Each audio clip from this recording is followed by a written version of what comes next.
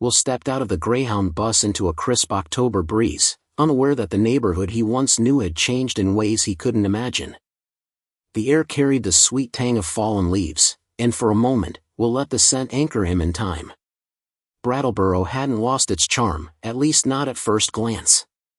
The rows of maples still stood like golden torches lining the sidewalk, and the hills that hemmed the town wore a warm quilt of amber and red. But something felt orchestrated. The painted fences were too white, the curbs too spotless. Even the pumpkins on porches looked like they'd been arranged by the same invisible hand. He adjusted the strap of his duffel bag and started walking down Elmhurst Street toward the old Morrison house. It had been 2 decades since he'd lived here, but the route still lived in his feet. Each crunch of gravel under his boots sparked a memory: racing bikes with Charlie Hammond, sneaking jelly beans from Mrs. DeWitt's corner store, leaning into his grandfather's warm laugh on chilly mornings. The Morrison house stood near the end of the street, still proudly itself.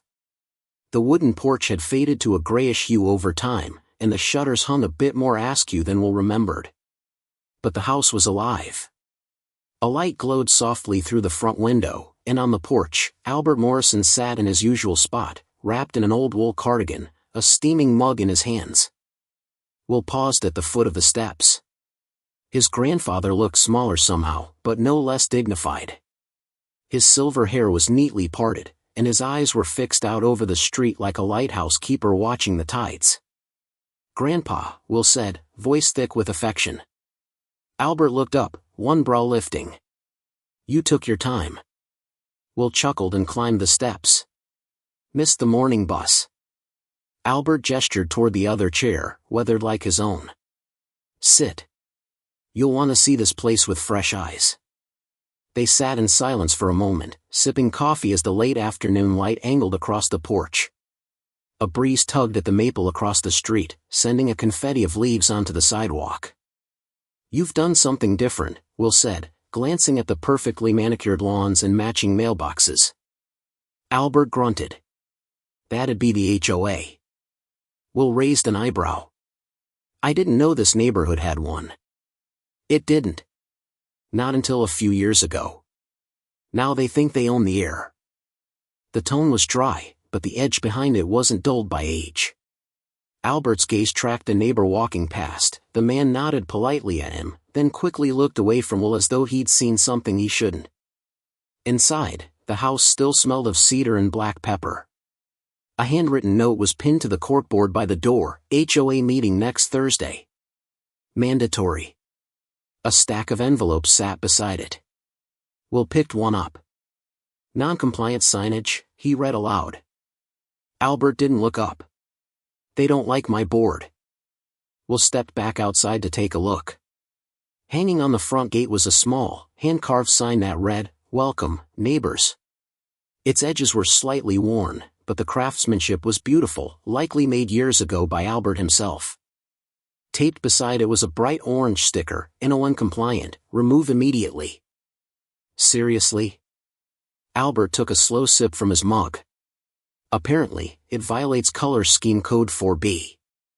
Will opened his mouth, closed it, then laughed dryly. "I thought this was a town, not a theme park."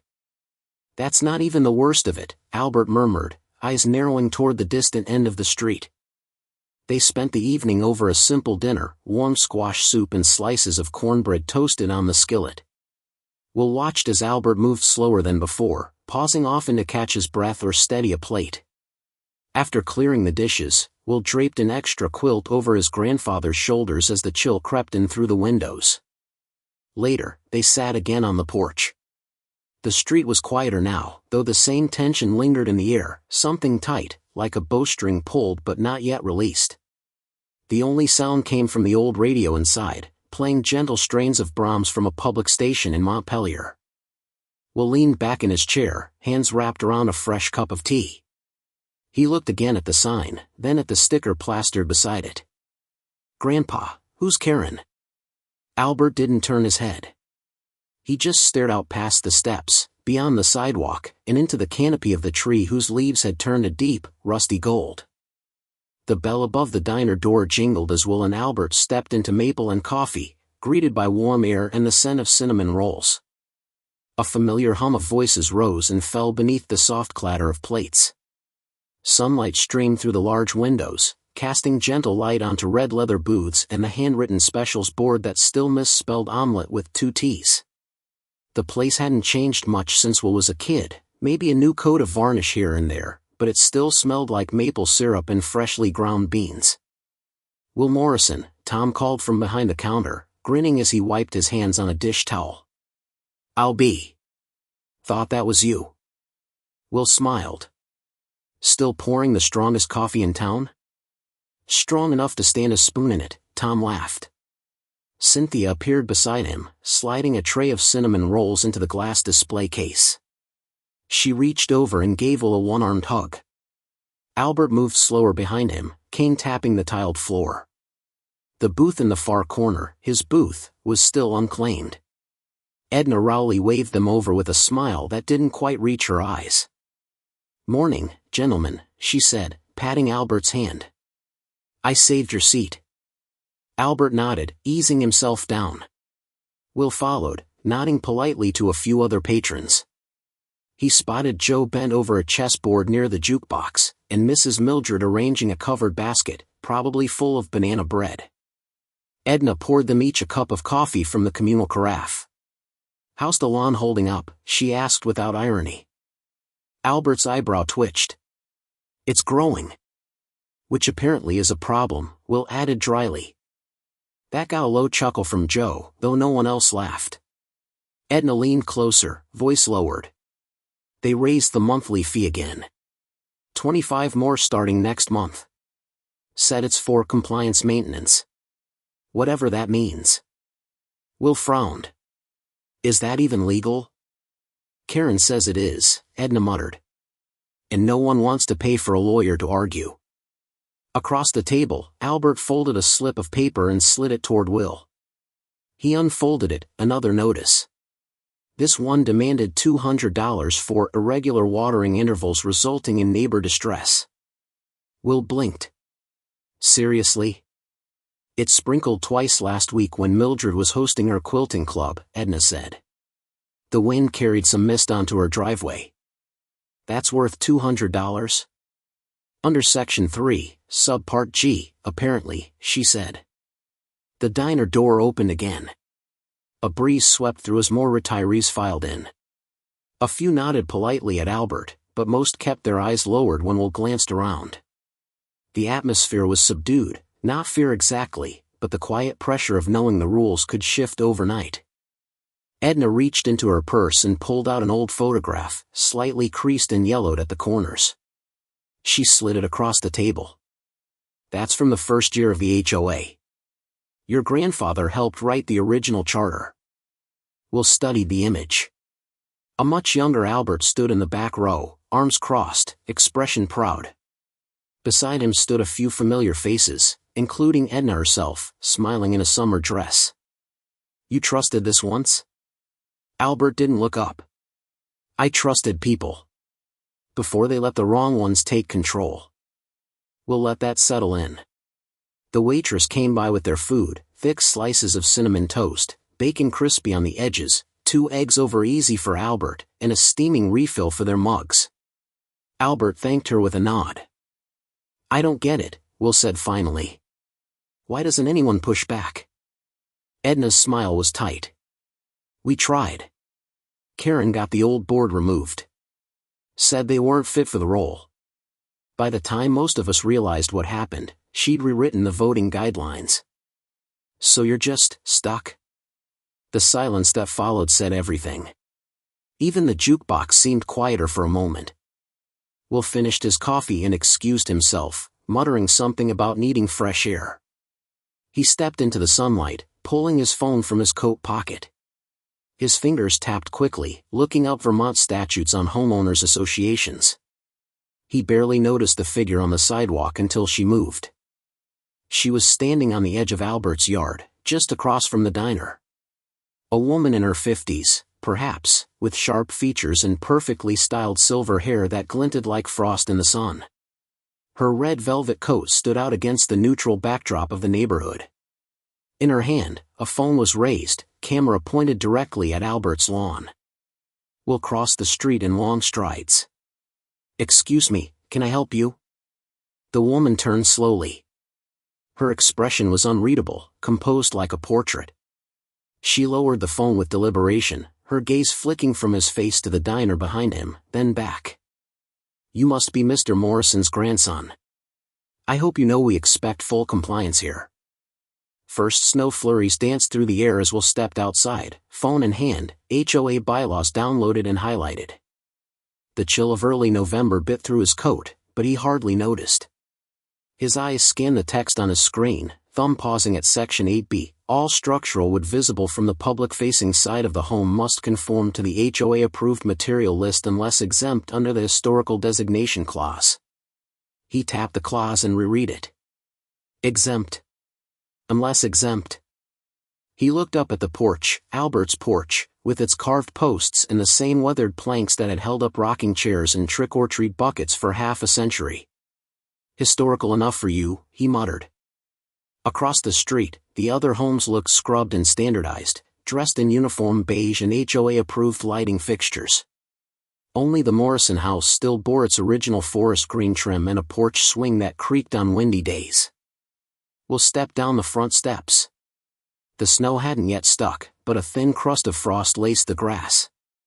As he reached the sidewalk, a soft voice drifted from the Ellsworth yard next door. A teenage boy sat cross-legged beneath the bare branches of a sycamore, a book open on his knees. Will recognized him from photos Albert had shown him once, Jonas Ellsworth. Karen's son. He seemed lost in his novel, oblivious to the cold. Will gave a polite nod. "Morning." Jonas glanced up, hesitated, then offered a quick, almost guilty smile. Before Will could say more, the front door opened and Karen stepped out, lips tight, eyes sharp. "Jonas." "Inside." "Now." The boy froze for a beat, then closed his book and rose without a word. Karen didn't speak to Will. She simply met his eyes for a moment too long before turning inside and shutting the door. So that's how it would be. Back inside, Will made coffee and pulled out a small leather notebook. The kind his grandfather once used for garden plans and grocery lists. Today, Will scribbled down his own list. Notice, stairs non-compliant, check against material codes. Clause 8C, historical designation, flag potential exemption. HOA fees versus public easement. He sipped his coffee, then opened his laptop and pulled up the town records portal. The bylaws were tight, aggressively so, but they weren't flawless. He typed in keywords, cross-referenced sections, marked contradictions. Hours passed.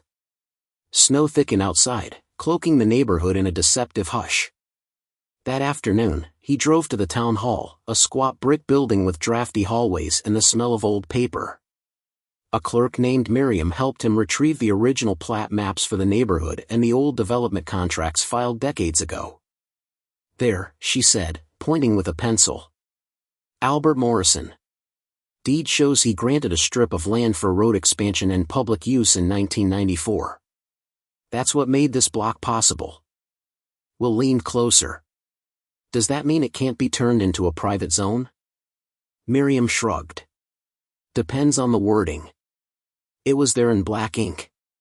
A clause stating the donated parcel must remain publicly accessible and shall not be used for revenue-generating activity without consent of the donor or their direct descendant. Will's pulse quickened. That meant the HOA's new parking permits were potentially illegal. As he gathered the copies, the glass door at the front creaked open. Karen stepped inside, wrapped in the same crimson velvet coat, boots spotless despite the slush outside.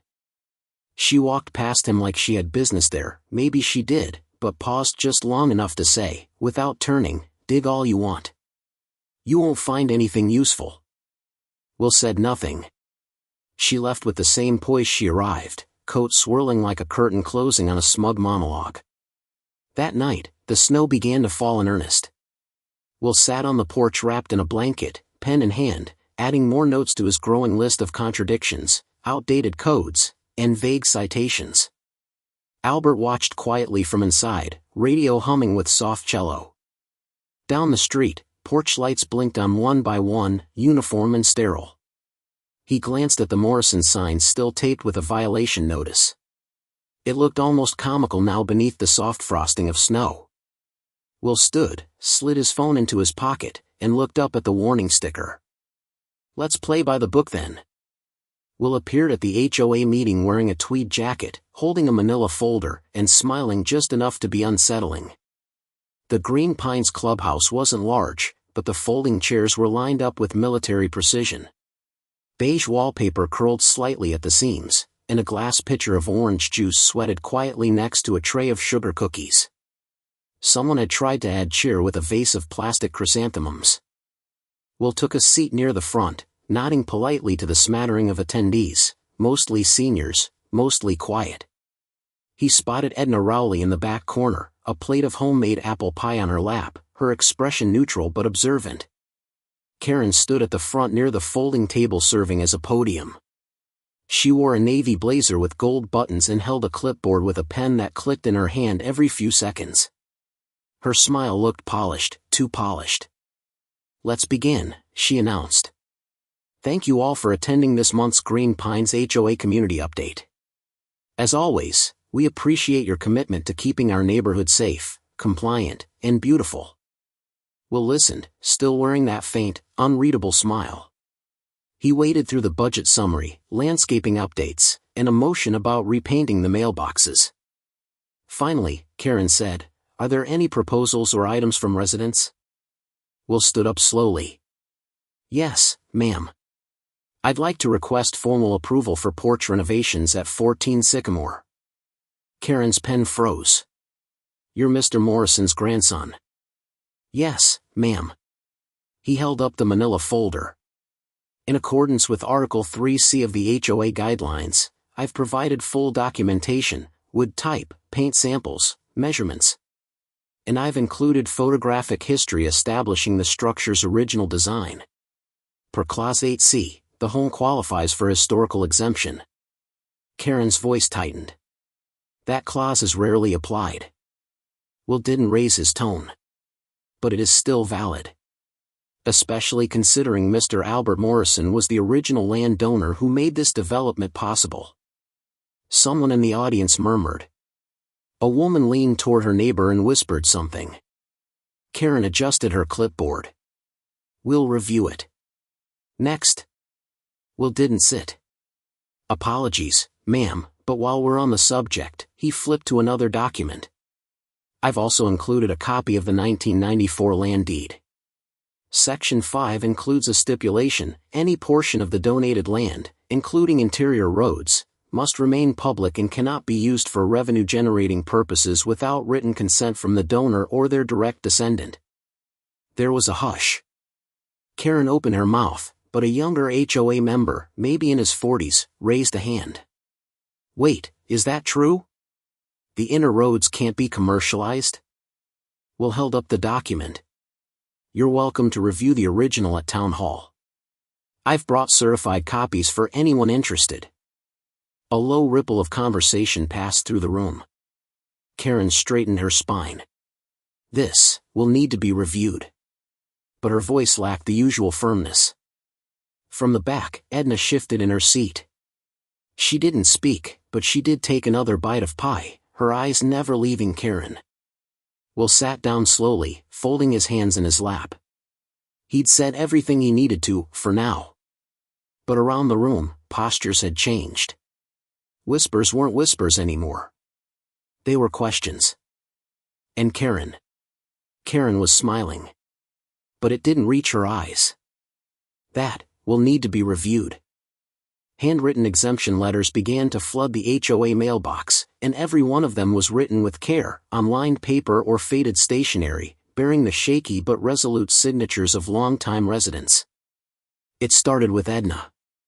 Her letter was precise, addressed in looping script to the Compliance Committee, citing Article 7C about heritage properties. Then came Joe's, then Mildred's, then even the widowed Mr. Holbrook's, who hadn't left his porch since 2019. It seemed overnight that the neighborhood, once quiet with resignation, was now humming with intent. Will never said much.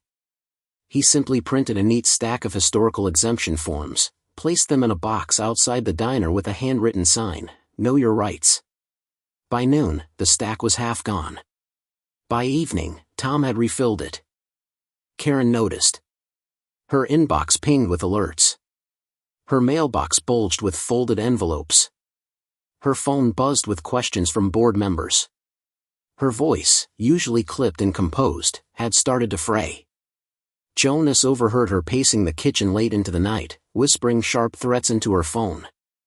"If they organize, we cut landscaping services. Let them see what that means." He didn't say anything. Not yet. Green Pines looked festive, on the surface. Early December brought flurries that dusted rooftops, and driveways gleamed under string lights. But this year, something felt off. The decorations were uniform, white lights only, as per HOA regulation. No inflatable Santas, no multicolored bulbs, no nativity scenes. Except at Albert Morrison's house. His porch glowed with warm amber lights that blinked to a slow, peaceful rhythm. A carved wooden star hung from the awning, and below it, in carefully lit letters, was a sign, "Peace, Heritage, and Home." Will had checked the guidelines. Technically, no single regulation banned those three words together. And the lights? Standard wattage. But the message? It said more than rules ever could. One morning, Will opened the mailbox to find a crisp white envelope, a $1,000 fine for non-compliant holiday lighting. The paper crackled as he read it. Albert, sitting nearby with a mug of tea, simply said, "She's cornered, boy. That's what this is." Will didn't take the lights down. Instead, he wrote an email.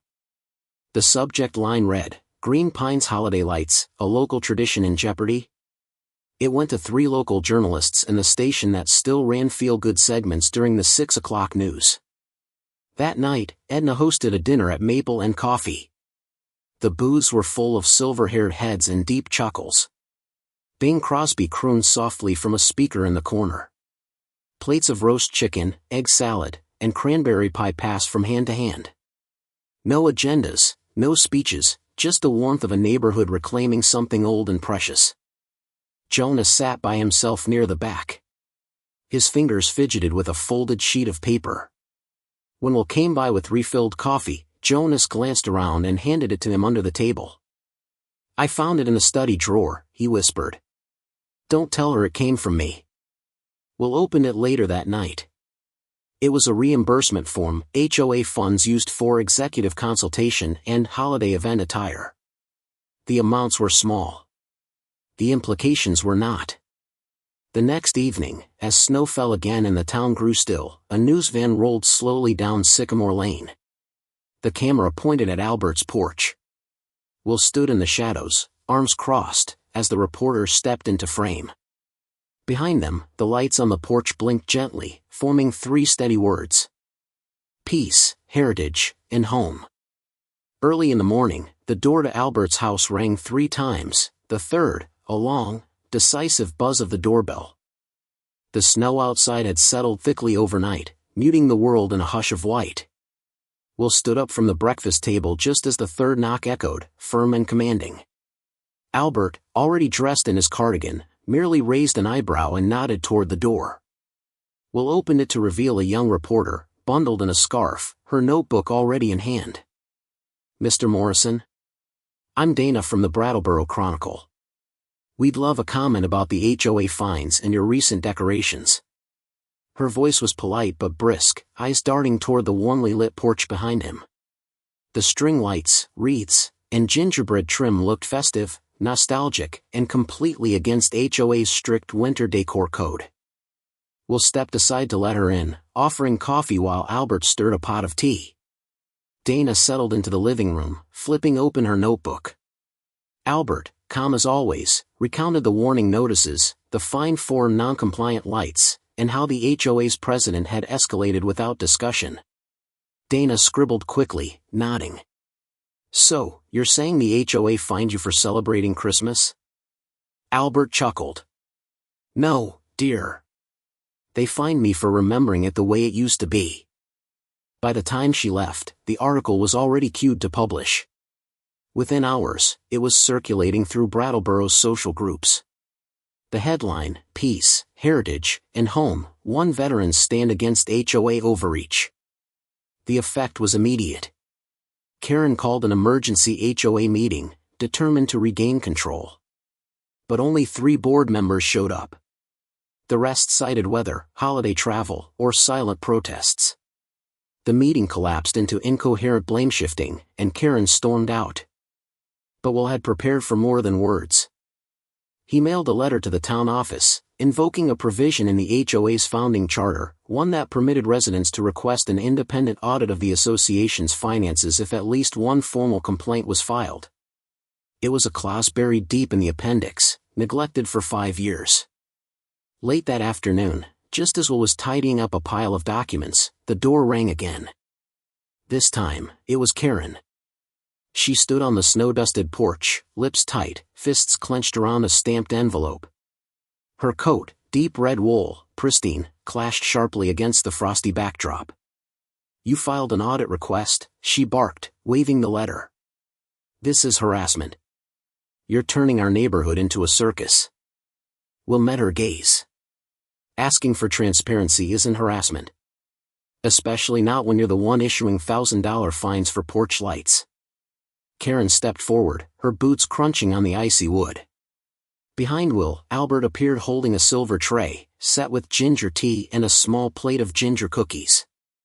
"Would you care to come inside, Karen?" he said, polite but firm. "It's cold. And we don't scream on doorsteps." Karen didn't move. From behind her, another figure appeared, Jonas. He hovered near the path, hesitant, eyes fixed on the tray of tea, then his mother, then Will. Will caught his eye. "Want to come in, Jonas?" Karen spun. "We're leaving." But Jonas didn't follow. She paused. Her breath puffed in the cold air, and for a brief second, the tight control on her face cracked. Then, without a word, she turned and walked away. Jonas stayed, standing on the porch steps beside Will. Beside the mailbox, a new sign stood, carved in the same gentle style as Albert's porch plaque. It read simply, "Compliant, not complicit." Karen's voice cracked as she slammed the gavel on the long laminate table. The echo was loud in the nearly empty HOA clubhouse.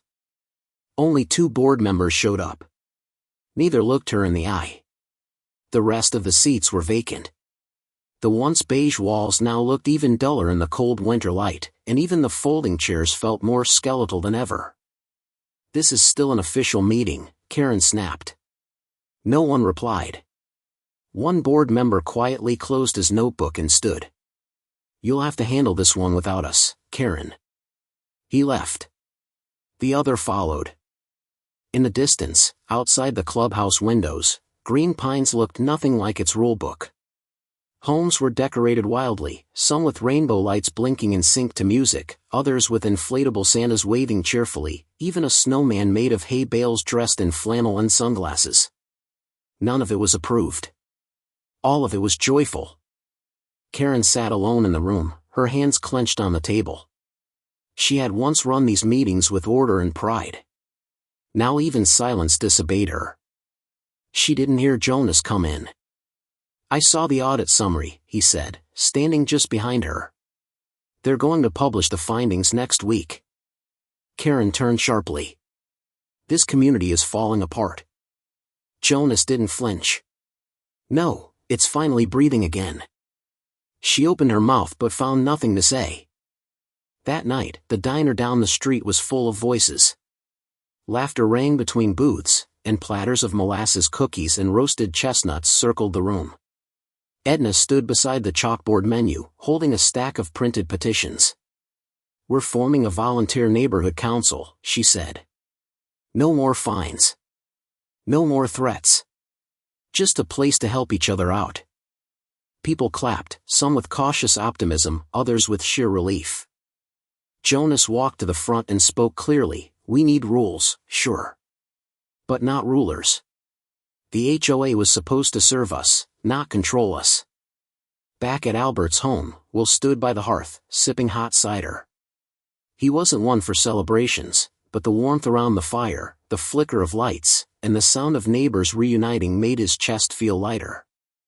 He opened a folder quietly and slipped in a final page, a notice to the town's legal office, citing Green Pines HOA's consistent budget violations. It triggered a rarely used clause, the right for residents to petition for formal dissolution of the HOA. 2 days later, the local news ran a special segment. The anchor's voice was almost disbelieving. Breaking, Green Pines HOA votes to dissolve after 12 years of operation. In Albert's living room, the announcement brought cheers. Mildred wiped a tear from her cheek. Joe raised his mug. Even Edna cracked a proud smile. Jonas looked down at the folded letter in his hand, one from the auditors, confirming misuse of funds and recommending a permanent shutdown. He tucked it into his jacket and turned to Will. Mind if I stay here through Christmas? Will nodded. Albert would have liked that. Across the room, Albert sat quietly, a soft cardigan over his shoulders, sipping tea as the gingerbread-scented fire crackled beside him. Will leaned back in his chair and smiled slightly. He never wanted revenge. Just peace. Outside, snow fell over a town learning to breathe again. Snow fell gently on Christmas morning, like quiet confetti from the heavens. The porch at Albert's house glowed with a soft golden light. No inflatables. No blinking sequences. Just a single string of warm bulbs under the eaves, and a hand-painted wooden sign that read, "Welcome, neighbors." Will stepped onto the porch in his wool sweater, mug of cocoa in hand. He looked down at the wood beneath his feet. Albert had sanded and stained it himself decades ago. It creaked in familiar tones, like it remembered him. The street had changed. No more HOA signs, no more silent stares. Instead, laughter drifted in the air, the smell of cinnamon and pine wrapped the block like a ribbon, and carolers moved from door to door, their harmonies blending with the hush of falling snow. Inside, the living room flickered with fireplace light. Children ran past with cookies, and seniors flipped through albums filled with photos from holidays long past. Jonas stood in the kitchen, carefully watching over a tray of molasses cookies. Edna said I didn't burn them this time, he grinned, lifting a golden brown batch onto a cooling rack. He pulled out a small wrapped frame and handed it to Will. Inside was a photograph, Albert, standing on the porch years ago, his hand resting on the banister, his eyes full of pride and calm. Beneath it, in Jonas's careful handwriting, was a quote. "A porch isn't just wooden railings. It's where life pauses and hearts open." Will swallowed hard. People started gathering on the porch around noon. Edna arrived with her cranberry pie and a thermos of hot cider. Joe carried a small speaker playing Bing Crosby. Mildred brought her grandchildren. Even the new family that had just moved in showed up, their arms full of store-bought treats and wide-eyed wonder. "So," the mother asked, looking at the cozy crowd, "who's in charge around here now?" Will smiled and glanced around at the people settling into the porch chairs, passing plates, humming carols. "We all are," he said. That's how Albert liked it. A hush fell as Edna stood and unfolded a yellowed sheet of paper. "Albert left this in a tin behind the porch radio. Said I'd know when it was time to read it." Her voice, though aged, carried clearly. "If you're reading this, I hope the porch is still standing. I hope it's still a place for stories, for laughter, for sitting in silence with someone you love. May this porch always be a place of welcome, even when I am gone." No one spoke for a long moment. Just the crackle of logs and the rustle of wind. Later that evening, the crowd thinned. Dishes were washed. Children bundled up and waved goodbye. The porch light remained on. Will stepped outside and found Jonas already there, 2 cups of tea in hand. They sat side by side on the wooden bench, wrapped in blankets. Jonas looked out over the quiet street. He would have been proud, huh? Will nodded, staring into the soft snowfall. He already was. No gavel. No ruling. Just the creak of the porch swing, and the golden light holding the night at bay. On that quiet Christmas morning, as neighbors gathered under the warm glow of an old porch light, it became clear that the true heart of Green Pines had never been in its rules, but in its people. What began as one man's quiet stand turned into a chorus of voices reclaiming dignity, history, and the right to simply feel at home. When authority forgets its purpose, it's community that must remember. Like snow blanketing a crooked path, unity can soften even the harshest lines.